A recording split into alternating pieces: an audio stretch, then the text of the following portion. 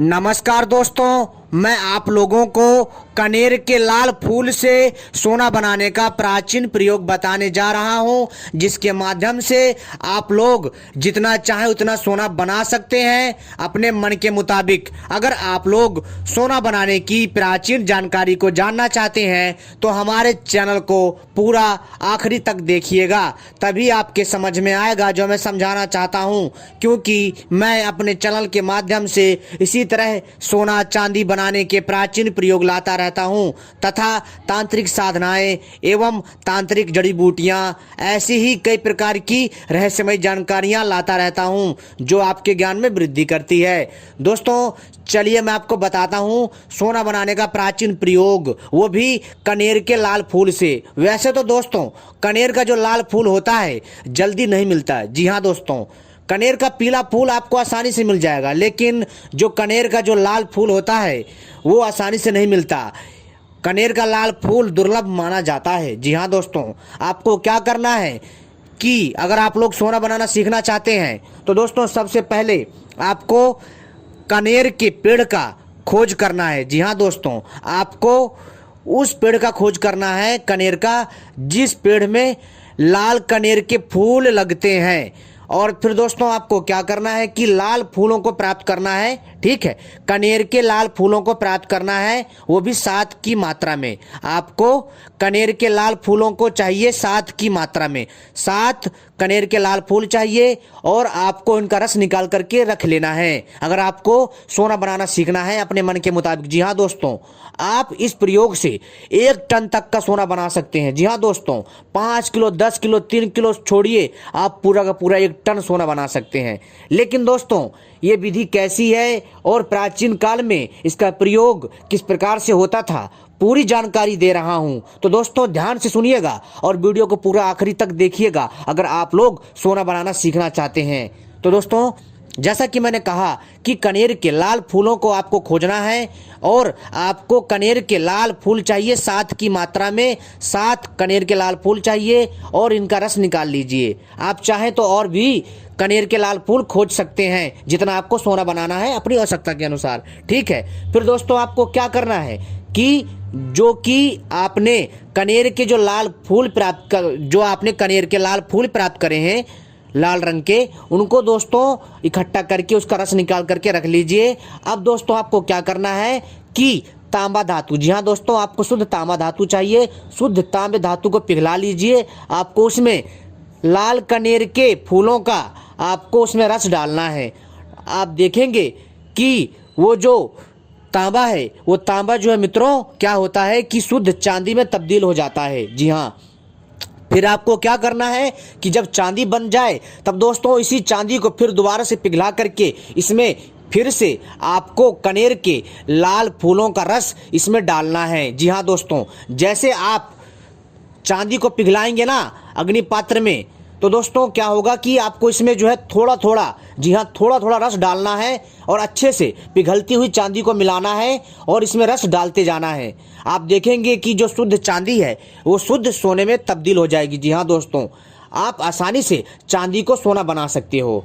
तांबे के द्वारा चांदी और चांदी के द्वारा जितना चाहे उतना सोना बना सकते हो। लेकिन दोस्तों आप लोगों को सुनने में आसान लग रहा होगा और कई लोग जो है इस चीज को झूठा भी समझेंगे, लेकिन दोस्तों ये बात सच है कि औषधियों के और धातुओं के मिश्रण से सोना बनाया जाता है, जिसको रसायन शास्त्र की विद्या कहते हैं।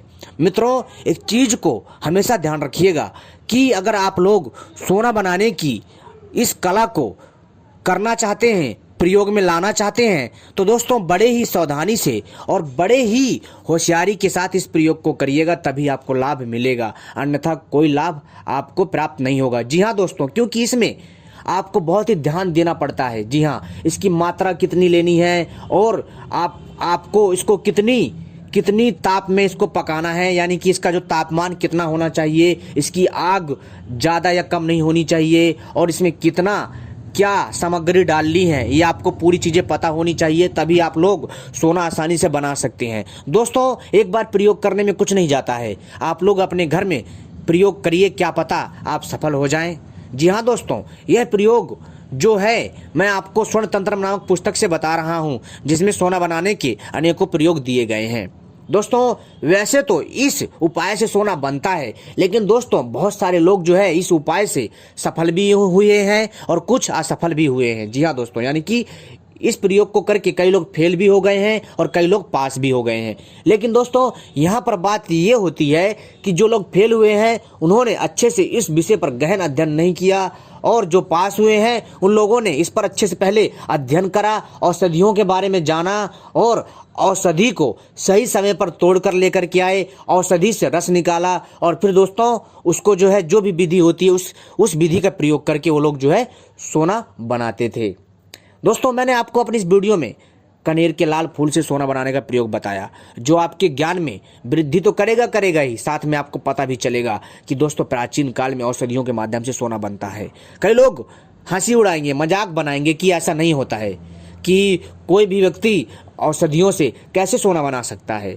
कई लोगों को ये चीज़ें बकवास लगेंगी। जी हाँ, कई लोगों को ये चीज़ें पाखंड लगेंगी, क्योंकि दोस्तों क्या होता है कि मैंने एक चीज़ नोट करी है, जहाँ पाखंड होता है लोग उसे पाखंड नहीं कहते, लेकिन जहाँ पर सच्चाई होती है लोग उसको जो है पाखंड कह करके उस सच्चाई से मुंह मोड़ते हैं। दोस्तों रीजन क्या होता है कि जब तक हमें कोई अच्छा मार्गदर्शक नहीं मिलता तो दोस्तों हम लोग भ्रमित रहते हैं, और इसी कारण हम लोग जो है उन रहस्यमयी तथ्यों पर संदेह करते हैं जिनका कभी प्राचीन काल में प्रयोग किया जाता था।